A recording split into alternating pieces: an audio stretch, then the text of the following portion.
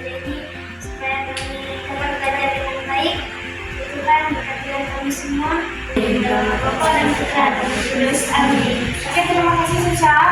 Oke, hari ini kita mau buat kegiatan apa? Ada yang tahu? Saya Pengenalan alat liturgi ya. Jadi hari ini kita akan ada pengenalan alat liturgi. Kakak bikin beberapa fase ya. Beberapa fase dalam pengenalan alat liturgi ini. Kita akan mulai dari pengenalan alat liturgi. Barang-barang yang ada di depan ini, sebagian ini sudah jadi barang liturgi. Ada beberapa barang liturgi yang memang kita tidak punya di sini. Oke, kita mulai dari piala. Nah, mana yang namanya piala di sini?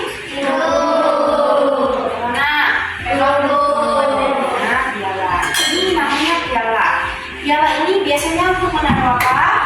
Anggur dan air yang telah memberkati menjadi tubuh dan darah Yesus. Jadi yang paling dominan itu anggur di dalam sini. Jadi ini ada piala dan ada teman-temannya. Tapi kalian harus tahu dulu, ini namanya piala ya. Piala. Setelah piala ini ada beberapa temannya sebelum perkainan ya. Kita kasih kenal dulu. Ada beberapa temannya. Nah, kembali lagi piala ini itu kan tempat anggur yang ada pada saat misa. Nah, ini sebagai wadah ya. Wadah tempat anggur ketika anggur itu sudah dikonsekwir.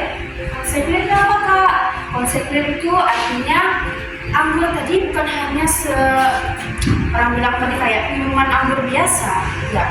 Dia sudah menjadi tubuh dan darah Yesus ya pasti. Nah, dalam bahasa Latinnya anggur itu piala itu apa Kak? Calik. Dalam bahasa Latin namanya calik. C-A-L-I-X ya, artinya piala. Nah, tempat anggur yang ada pada saat misa dikonsekwir menjadi darah Yesus. Ada beberapa temannya piala, cuman kita sebelum ada yang berkaitan kita kasih lihat dulu. Ada yang namanya pala dan patena. Ada pala dan patena. Mana pala, mana patena? Patena ini pala. Ini patena, ini patena ya. Ini adalah teman yang membantu menutupi anggur ini tadi ya. Ya, patena. Oke, sudah paham? Ini tadi apa? Patena. Apa? Di atas lima ya, ini patena. Nah, ini tadi namanya piala. Ingat semua ya, jangan sampai lupa. Nah, kemudian setelah itu ada apa lagi? Ada wadah tempat tubuh Kristus atau roti. Ini apa namanya? Ada yang ingat? Ada yang tahu? Kalau yang tahu, ini namanya sibori. Sibori ini wadah untuk menaruh tubuh Kristus atau hosti yang belum dikonsekwir atau yang sudah dikonsekwir ya. Jadi namanya apa tadi? Sibori. Ingat lebih baik, sibori. Nah, sibori. Kemudian setelah ada tempat tubuh dan darah Kristus yang sudah dikonsekwir, ada yang namanya ampul ya. Ampul itu berbagai macam adik-adik. Ada dia yang memakai cerek, tahu kan? Cerek. Ada yang emas itu dia pakai cerek.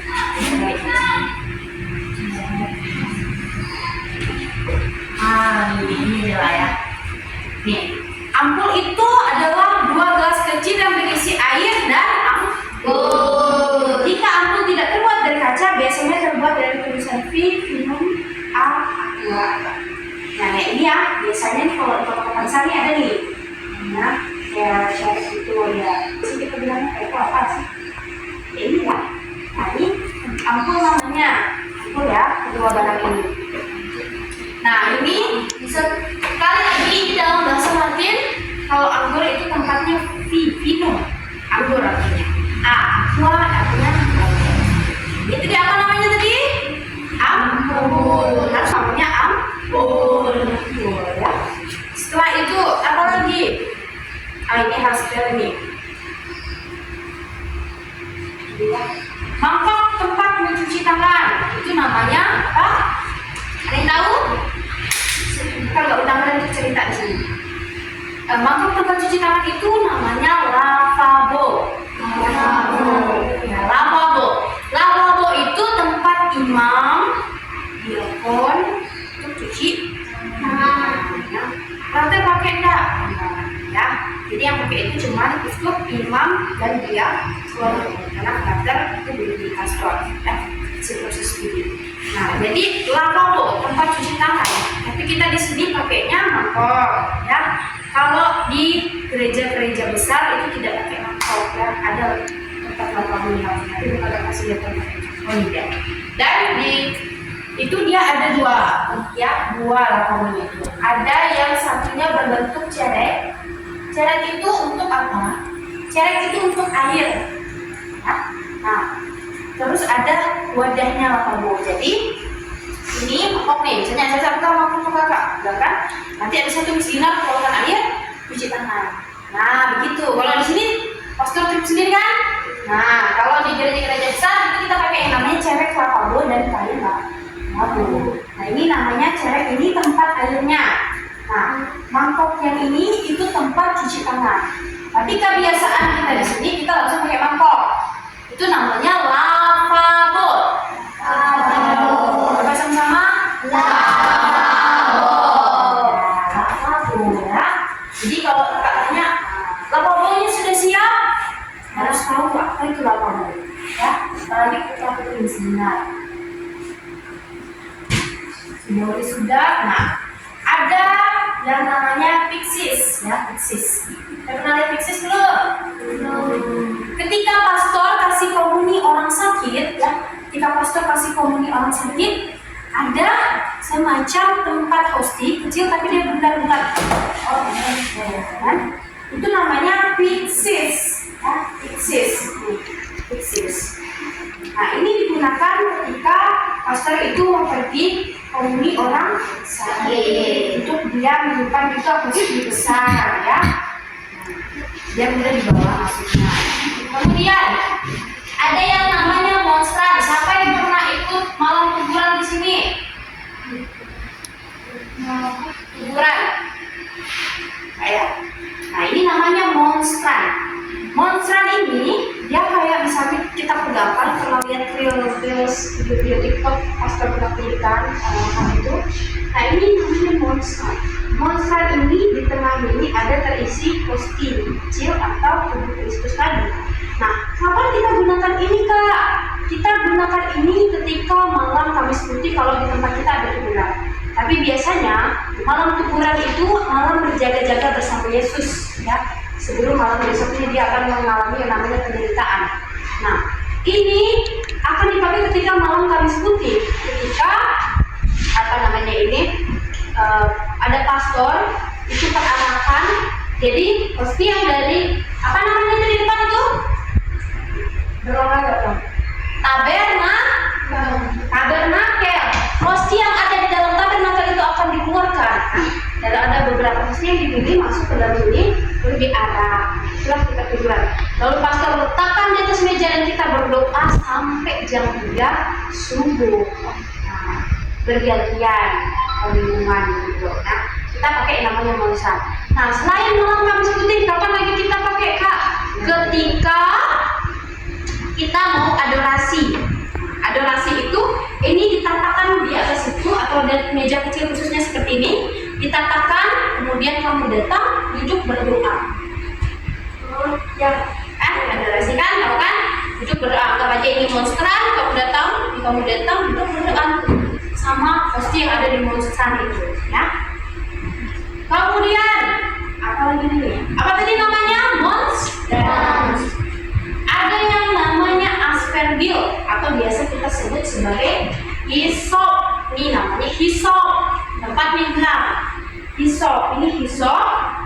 Nah, kenapa dia hisop namanya? Ada sejarahnya. Karena di Yahudi tanaman hisop inilah yang digunakan untuk memerciki. Jadi orang membuat serupa seperti tanaman hisop. Jadi ini namanya hisop. Ya, hisop ini dipakai untuk memerciki ketika pemberkatan rumah atau pembaruan jadi baptis. Kan pernah kan?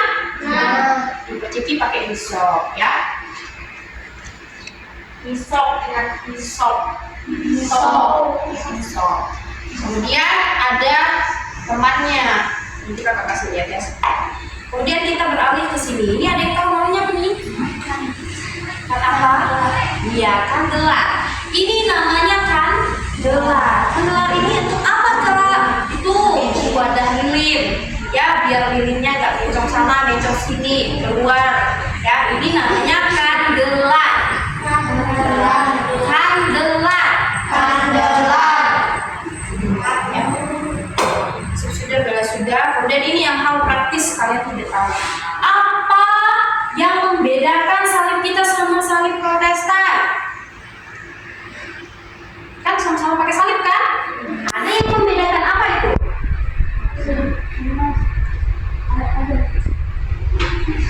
Ini Protestan nggak punya ini. Dia nggak punya figur Yesus ini. Kita menamakan figur Yesus ini namanya korpus. Ya, korpus.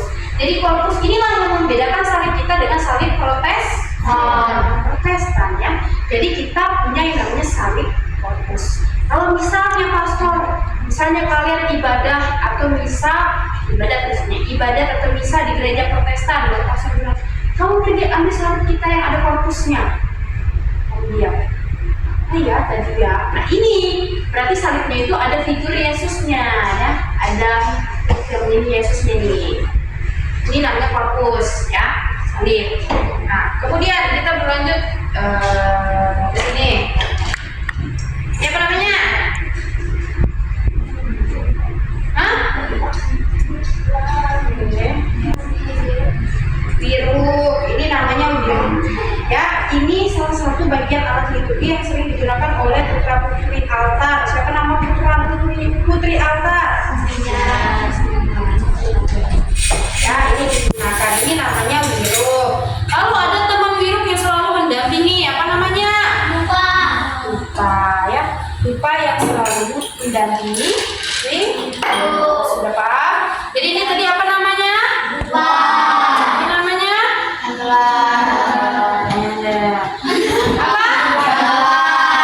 Kandelar. Ya. Ini apa namanya tadi? Oke. Ini tadi apa namanya? Oke.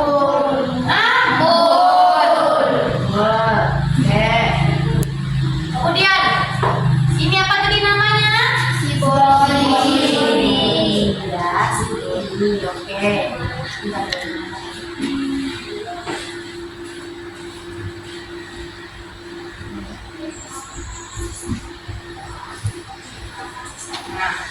Kemudian ini tadi apa namanya? Ini tadi apa namanya? Patena. Ini namanya? Tahu sudah ya semuanya ya? Ini tadi yang membedakan kita dari salib Protestan tadi apa? Korpus. Wah, catat dalam otaknya. Kalau bisa catat dulu. Ya, korpus. Sekali lagi ini tadi apa? Ini tadi apa? Ini tadi? Ini? Oke, pintar sekalinya. Ini? Ini? Ini? Ini? Oke, ini? Ini?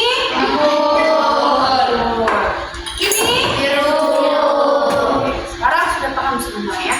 Sekarang kakak mau mengajari ketika masa darurat dan kamu dibuka oleh pastor menjadi koster. Apa koster kak? Apa itu koster ya? Koster itu adalah orang yang menyiapkan alat-alat liturgi. Ya, yang akan membantu pastor seperti kakak kemarin waktu misa di tempat ding itu kakak namanya jadi koster. Ingat ya, koster. Jadi kalau dibilang kamu jadi koster ya, koster. Nah, koster itu orang yang menyiapkan barang-barang liturgi. Ketika misa itu kan yang kita siapkan itu kan ada apa aja? Iyalah, DKK, sipuri, ampul, dan kain-kain. Nah, sebelum kita belajar bagaimana cara menyusun piala ini, kita akan mengetahui dulu apa saja nama kain-kain ini. Apa nama kain ini? Apa namanya? Apa namanya? Korporal.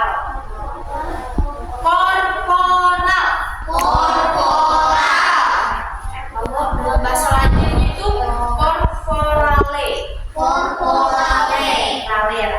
Nih, Kalau yang kalau dia seperti ini bentuknya segi empat begini, itu namanya korporal atau korporal. Oke, next ya. Kemudian kalau dia memanjang seperti ini, ya, memanjang seperti ini likatannya, itu namanya kain purificatorium.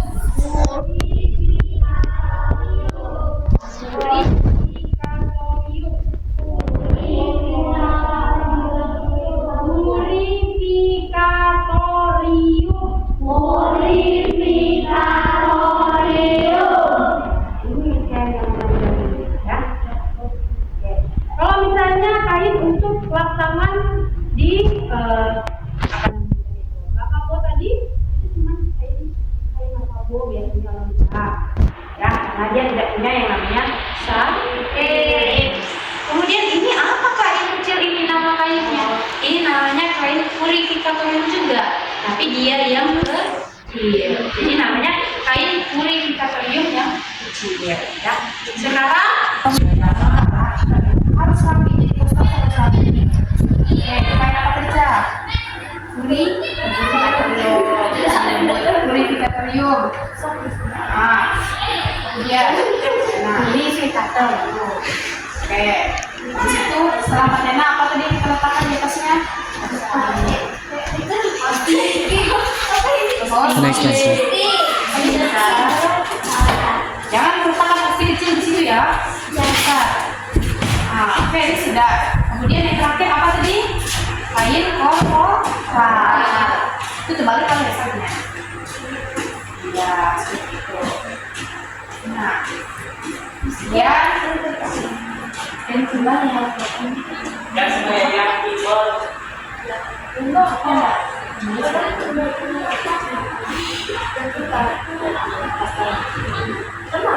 sebelah kiri kita kasih apa tadi? Lava.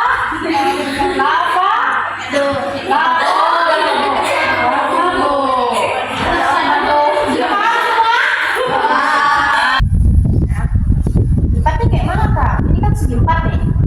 Lipatnya seperti ini. Macam dulu ya. Ini. Nah, baru ini dia ketemunya di tengah. Terus seperti ini. Ya. Kemudian cara melipat kain purificatorium. Misalnya kamu lihat kain purificatorium begini, panjang segini kayak mana lipatnya? Begini kali ya. Nah, salah kan? Sudah pasti salah. Kain purificatoriumnya dilipat seperti ini. Ini kan panjang ya. Ya. Dia selalu lipatannya ketemu di tengah. Seperti ini. Sudah. Oke. Karena dia dikasih di atas ya. Nah, kalau kamu mau lipat di laki-laki boleh tadi kayak gini juga ketemu di tengah. Ya. Ketemu di tengah. Pokoknya setiap lipatan ketemu di tengah. Oke, aman ya kain purificatorium ya. Kain korporal ini kan segi empat. Bagaimana ya? Lihat sebaliknya ini ya. Jangan sampai salah melipat. Ya. Ini.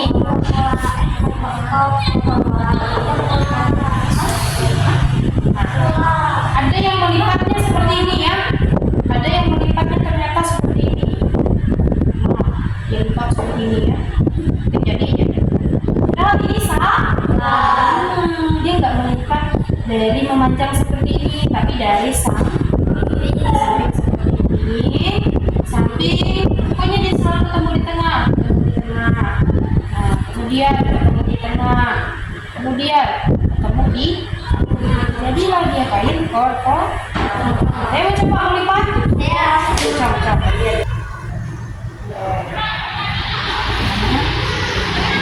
di tangan ya, itu kalau dilipat dalam lemari. Tapi kalau misalnya atau di samping kotor, tapi kalau misalnya di dalam tidak perlu dilipat dua ya. Lihat ya teman-teman ya, bagaimana ya. Lihat lipatannya rapi.